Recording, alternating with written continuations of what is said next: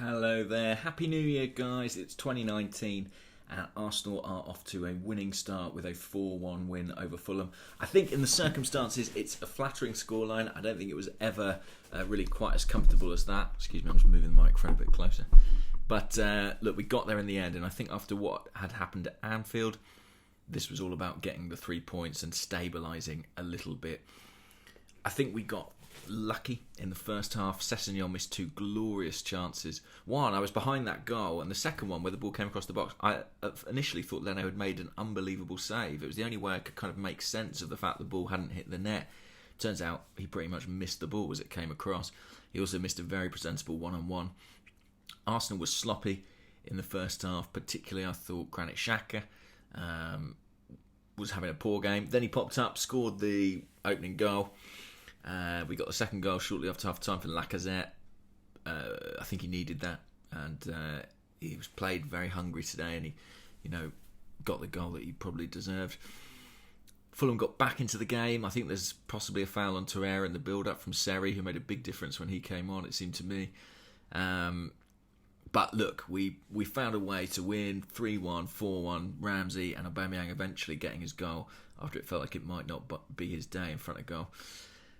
He's back as the Premier League's top scorer. I want to talk today, rather than sort of going through the game in minute detail, about some of my frustrations that I felt during the match with the way supporters, both online and in the stadium, were reacting to certain things. Firstly, Unai Emery.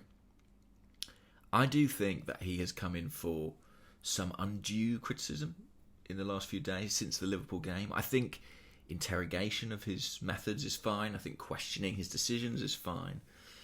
But particularly online, I've seen people kind of writing him off and, saying he's not good enough for Arsenal, things like that. I can't see it myself. And I think that when I look at the situation, I'd like to give him some credit. He's currently managing a squad without Mesut Ozil, without Danny Welbeck, without Rob Holding, without Hector Bellerin, without Nacho Monreal, without Henrik Mkhitaryan. Some of the biggest names in this squad, some of the biggest earners, some automatic starters in there, and yet I've never really heard him talk about an injury crisis. I've never really heard him mention the injury problems. I've never really heard him, cite that as an issue for us. Even when we haven't had any centre-halves, he said, well, we've got other players who will fill in, Xhaka, Lichtsteiner, whoever. He's never sought to make that an excuse. And I think he deserves probably more credit for that than he's getting.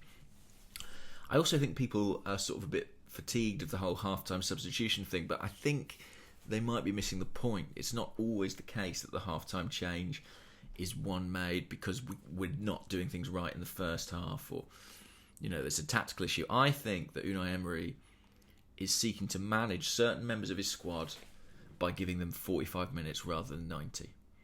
And I think it's about fitness, and I think it's about hopefully sustaining players through a Premier League campaign and a Europa League campaign and an FA Cup campaign to come.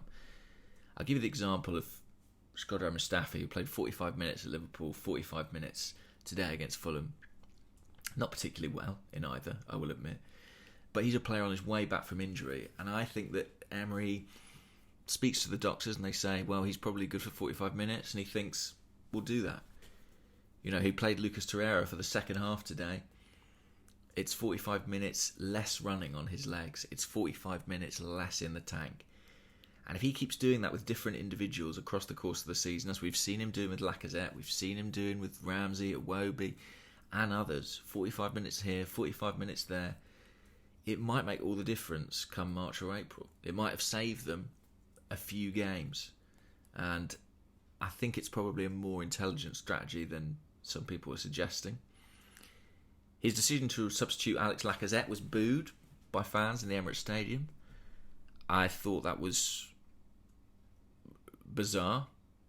I thought, it made sense to bring Ramsey on. It made sense to take a striker off. It made sense to leave Aubameyang on, given that Lacazette looked tired, and Aubameyang's the guy with the pace to stretch a tired defence in the last 15-20 minutes, as he did, and got his goal. And it made sense to get Ramsey on for his energy, and he scored the crucial goal in the game, the third goal, within a few minutes of coming on. And it shut those fans up for booing, and I was pretty happy about that, to be honest. I thought it was a really odd response. I think part of it was frustration maybe that Alex Iwobi wasn't removed, because although it looked to me like Iwobi was probably one of our more effective players, particularly in the first half, there were sections of the fans around me who were furious about his performance. And I have to say, it does not feel like an objective assessment of a player, to me.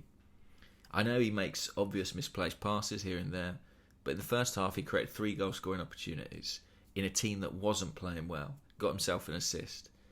He's the key man in terms of linking with Kolasinac, who has become our most potent attacking weapon, really, as a left wing-back in that overlap. Without Iwobi there, he can't get the space, he can't get the pass. Sometimes, it's tempting to sort of sit back and not cast a judgment on a player and say, well, look, sometimes they're good, sometimes they're bad. But I think sometimes you also have to stick your neck out and defend somebody. And I do think Alex Iwobi deserves defence. I think what he produces in attacking terms, I think there is bad in there. There are mistakes, but there's a lot of good too. And I think that the mistakes are being highlighted and the good is being overlooked. I think if you looked at his physical stats, the ground he covers, the amount of sprints he makes per game, the amount of closing down he does per game, I think we don't have a forward really competing with him. So particularly not in the wide areas in terms of what he offers from that perspective. I think he's a good character as well. I think he's someone who works hard, who's humble, who follows instructions. But he has got flair, he has got skill. He's not the finished article yet. His end product isn't always good enough. But I do think that he's taking an undue amount of stick. And I think that needs examination. And I think it's unfair.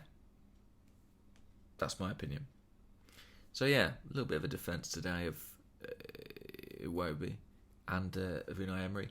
Look, Arsenal started 2019 with a win. I'm determined to be happy about that. And let's hope we can carry it on in the FA Cup at the weekend. Alright guys, I'll leave it there. Bye bye for now and Happy New Year again.